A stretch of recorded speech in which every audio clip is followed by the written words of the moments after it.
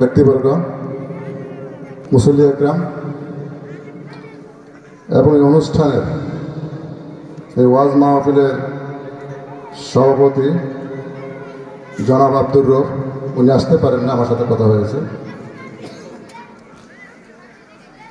এবং এই ওয়াজ মাহফিলের সম্মানিত সভাপতি আলহাজ মৌলানা মোহাম্মদ সিরাজউদ্দিন, পৃষ্ঠপোষকতায় মোহাম্মদ আলমগীর হোসেন, উপদেষ্টা হযরত মৌলানা আব্দুল্লাহ রাহিম,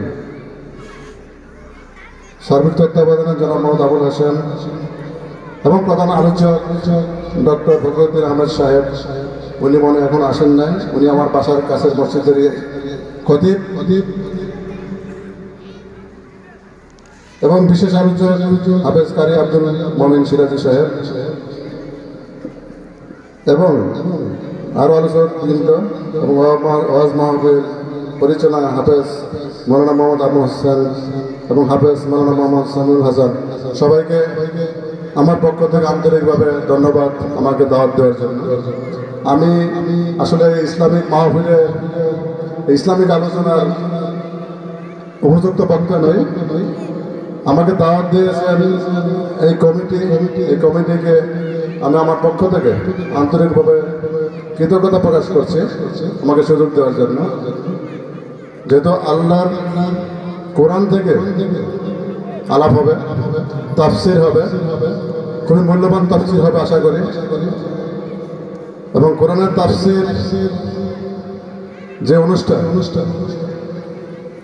যে সভা, সেটা অত্যন্ত মূল্যবান,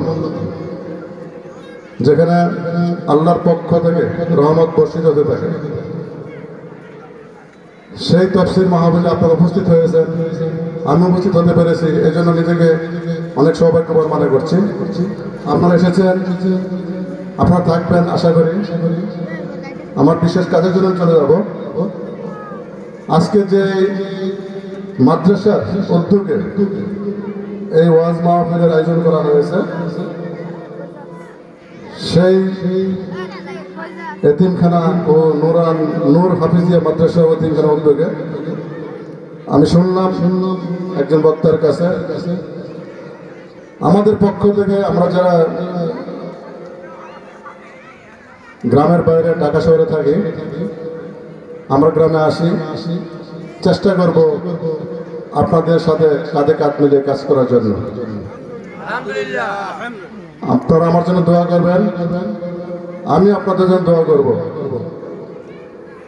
আমার মন থেকে দিল থেকে আপনাদের জন্য দোয়া, এলাকাবাসীর জন্য, সবার জন্য আমি মঙ্গল কামনা করি। আপনারা সবাই আমার জন্য দোয়া করবেন, আমি যেন আপনাদের খেদমতে থাকতে পারি। সবাইকে ধন্যবাদ। আসসালামু আলাইকুম ওয়া রাহমাতুল্লাহি ওয়া বারাকাতুহু।